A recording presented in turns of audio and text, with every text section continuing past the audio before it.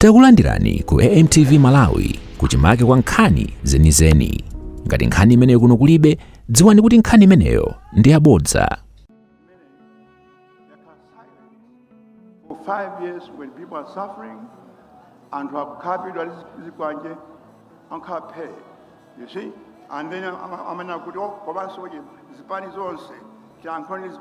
there's no way you can compare DP violence, the violence so-called for MCP. That's complete nonsense, you see. But I wish them well.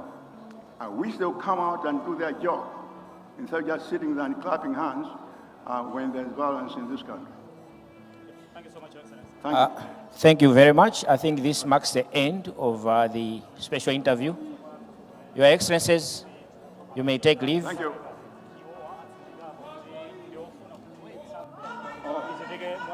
Muja nchindi tima kamba zone na udapita mtaleka kwa lito mau mnyumba imenei imene mapereka mapepala mwinabe just a summary of what he has said, the quick points. One, I think he was very clear.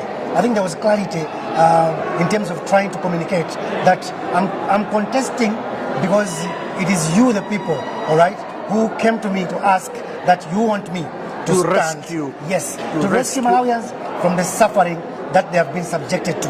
And he's saying DPP has got a record of turning things around economically. So he's saying, if you give us a chance, if you vote for DPP, be assured, that things will improve for the better. Secondly, it is still his belief that the 2019 election was stolen from the DPP. That election was nullified, but Mutharika still believes there is evidence because some international observers, all right, that he cited had endorsed to say this was well done, this election excellent. So in a way, was that the language of the international community observers? Is it something that we have on record where they said this was a well done election? I think it's something that we can go back to check, but I know that indeed some observers had said that this was a free and fair and credible election. All right, and actually, wording is also very important because I'm asking that word. If observers are saying this is the best elections or well done, I mean the context may also be very different. Yes. Because I know sometimes observers also have come under fire in the way they make their own conclusions. But that's besides the point. We're talking about what Mutharika raised in the House. What do you think was the motive for that statement, which he has been, he has repeated actually? It's not the first time that is discrediting the decision of the court, but also, insisting that elections were well done. In a way, he's trying to exonerate the running mate. The running mate, that is the Jane Ansah. Because you remember that time, Jane Ansah was the NEC chairperson. Yes. All right. So that election sort of like left a dent on Jane Ansah. All right. That this election was mismanaged. There was TPEX and what have you. So he's saying the one that I've picked as a running mate, you may have some questions, but what you need to understand and know is that that election was credible, it was free, it was fair, and observers said the same about that election. Now, inside when, inside when I was listening to an announcement from the chief elections officer when she was introducing the commissioners, the moment she mentioned the name of the chairperson, Justice Ontalimanja, some members of the DPP or supporters were actually booing. Would you know why? I think when we are starting this broadcasting, I told you that the decision that Peter Mutharika will be making in terms of choosing a running mate will be a very difficult decision. So I know Jane Ansah may not resonate very well. She may not be the popular. No. I actually meant DPP supporters were actually booing. Yes. The moment Ontalimanja is mentioned, you could hear some members, no, Yes. I mean, why? Yes. Not that one. Why do you think the DPP supporters were saying so. All right. Is it related to, lack of confidence in the leadership of the current MEC chairperson? Politics being what it is, I'm sure some supporters have come here just to embarrass MEC as a commission, all right, because they have a number of concerns and grievances which they are yet to be resolved according to them. So we can't rule out, that perhaps they had already planned that when we go there and the MEC chairperson name is mentioned, let's boo just to embarrass her. But I think it's all politics. But you've got to love her, her confidence. So she really didn't, she didn't bother. She came out, strongly, and she was really calm, amidst the jeers that we witnessed inside. Yes, no, I think Madam Ntalimaja, I would say the way she carries herself, even when she speaks, I don't think she sort of like loses.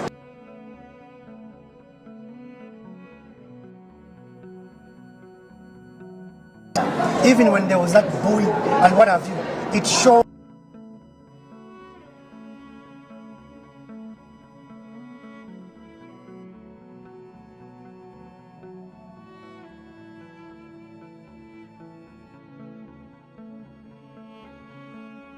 Professor Mutharika is actually getting out of the hall, and as I'm talking now, but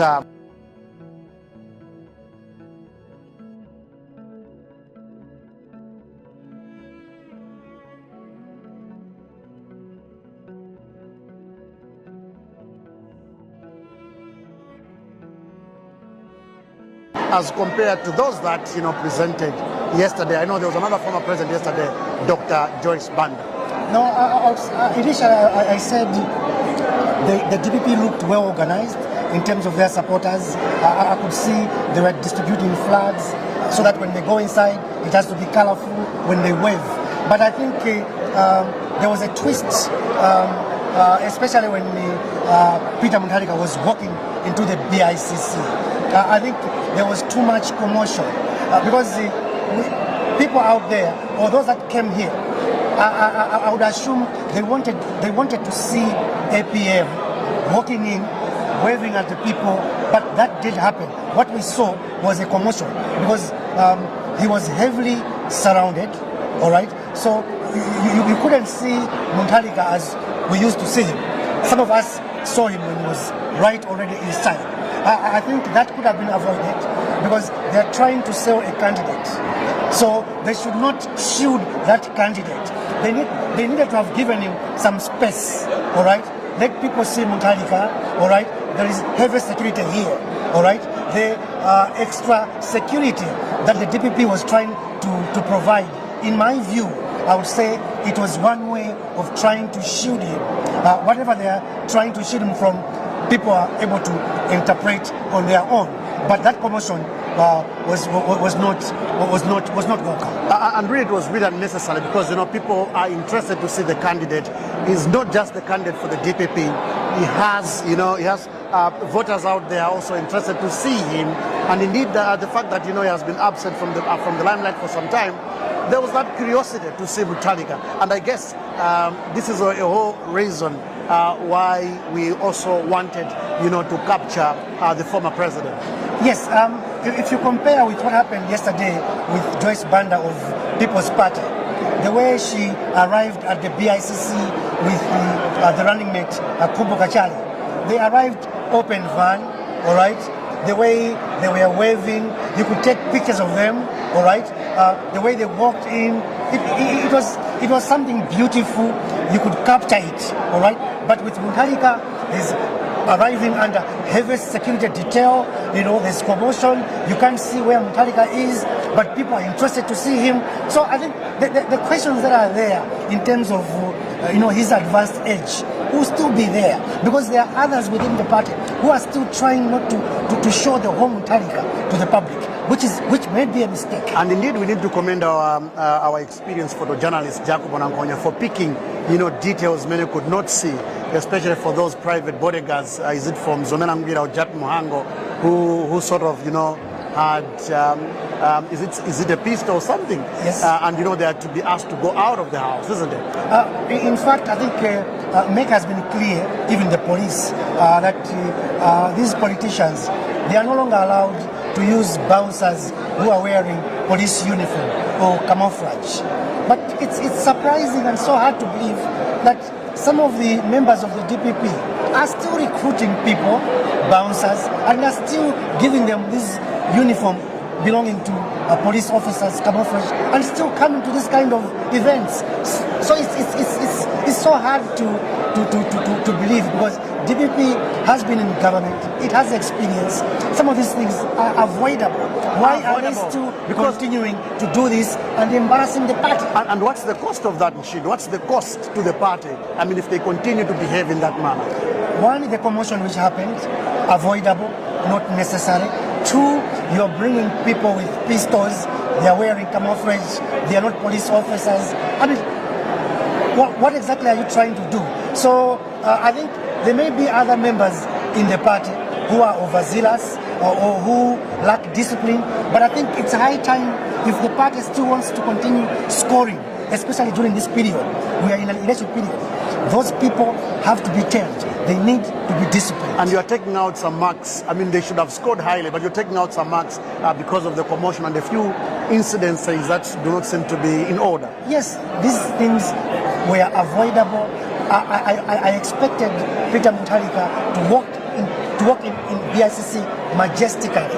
Of course with security, but not that heavy kind of security trying to shield him and causing commotion. That takes away some marks. Thank you so much, Chindi, and I must also thank you and commend you, for being on point. I think you spoke to sources. Earlier on, we said Jane Ansah has been picked as running mate. Of course, we're cautious. We couldn't just say it outrightly, but I think we have been vindicated, or you have been vindicated in a way, wherever you got the information. Yeah, no, I think we always have got our ears to the ground. We still have got people that trust us, and they were able to confide in us that Jenny Ansah will be the running mate. And we came here, of course, we couldn't say it with all the conviction, but eventually, indeed, we have been vindicated, and we're thankful. Thank you so much, Chindi. Keep sniffing around just to give us, some more insights as we come later in the afternoon. And indeed, we should say it's deal done. Peter Mutharika, Jane Ansah is the running mate. And of course, there's an assurance that the president for Afford, Enoch Chana, will be the second vice president, should the DPP get into government. And indeed, the president for National Democratic Party, NDP, Frank Mwenfumbo, has also endorsed Peter Mutharika as a candidate. Rather, he has joined the board. He will not present his nomination papers this afternoon, for he was scheduled to present the nomination papers this afternoon. Of course, later on, we should have independent presidential candidate Mirwa Tobias will be here to give you blow by blow of what is happening at the BICC. See you later. Osaiwala kupanga subscribe ku channel ya AMTV Malawi.